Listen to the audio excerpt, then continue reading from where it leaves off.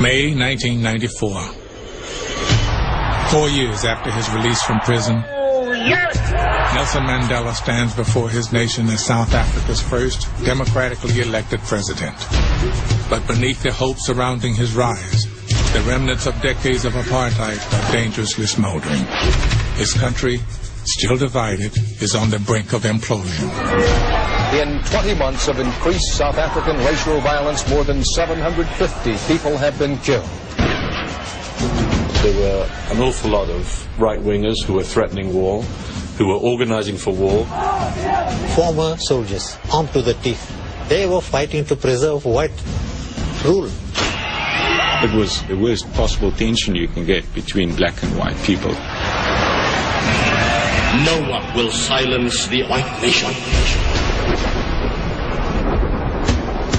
As the violence intensified, Mandela rallied international support to bring the 1995 Rugby World Cup to South Africa, determined to use the world stage to unite his nation. But he was taking a risk because rugby and the South African national team, the Springboks, had long been associated with the very worst of the country's history. In South Africa, rugby was the white man's game. I hated rugby, I hated those ones who were playing rugby, and I hated the Springboks even more. Rugby is a sport of brute force, and as such, rugby in many ways symbolized apartheid oppression with which black people were being kept down.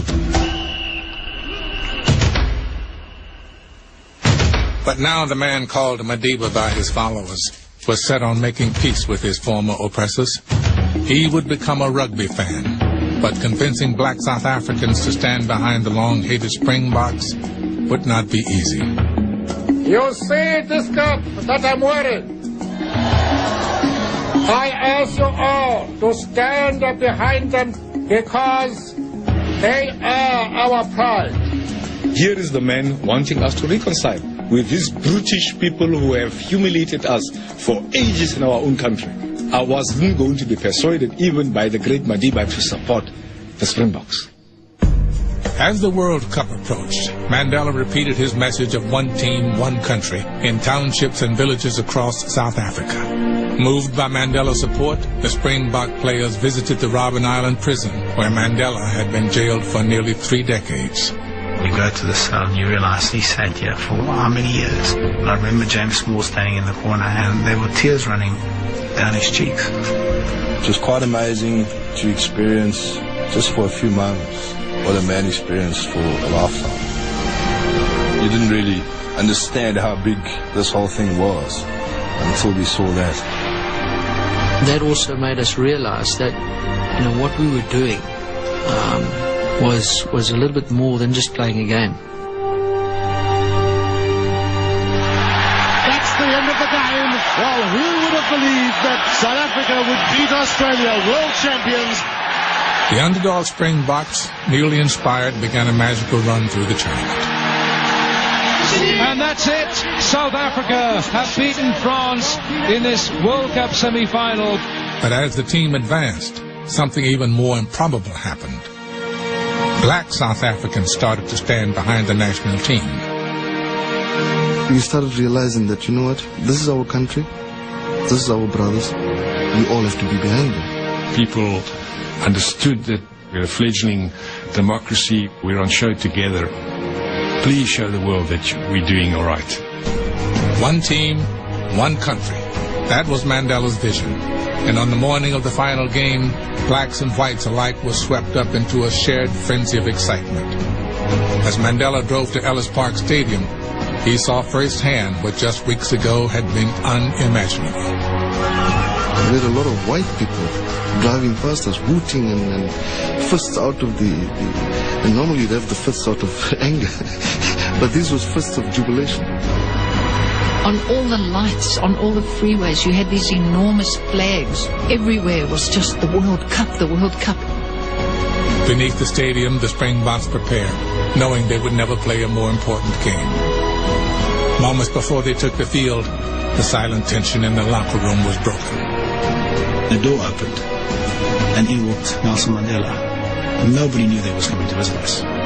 He walks in, and he's beaming. He is the #1 citizen of our country, a black man.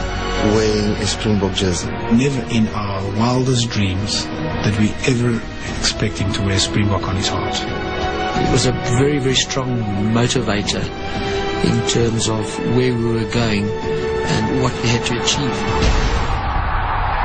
We now down to the big game, and the two great rivals of New Zealand and South Africa out in the middle at Ellis Park.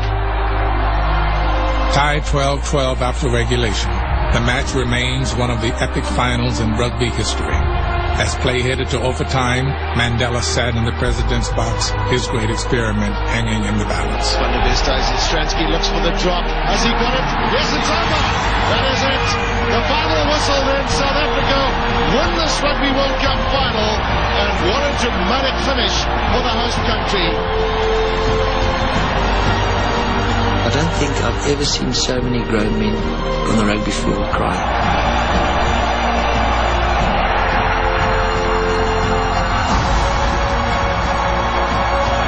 After the win, Nelson Mandela, wearing the symbol of his former enemies, prepared to step onto the field. The crowd just went wild. It was like a volcano erupting.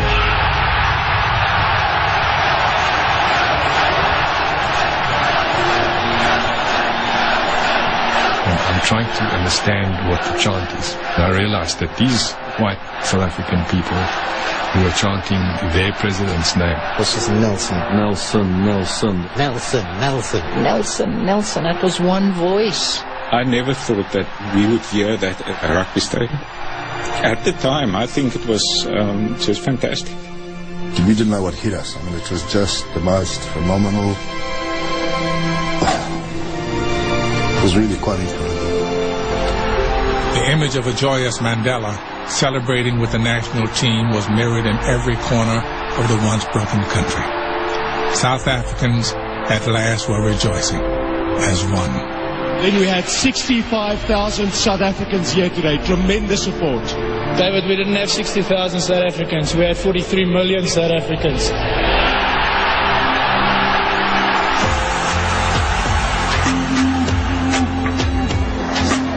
It was freedom all over. The moment that the cup was handed over to Madiba, I told myself, these are people that I have to build this country together. There's one South Africa. All my hatred is going to gain me absolutely nothing. Madiba took my hand and he shook it and he said, thank you very much for what you've done for South Africa. I said, Madiba, you got it wrong. Thank you for what you've done for South Africa.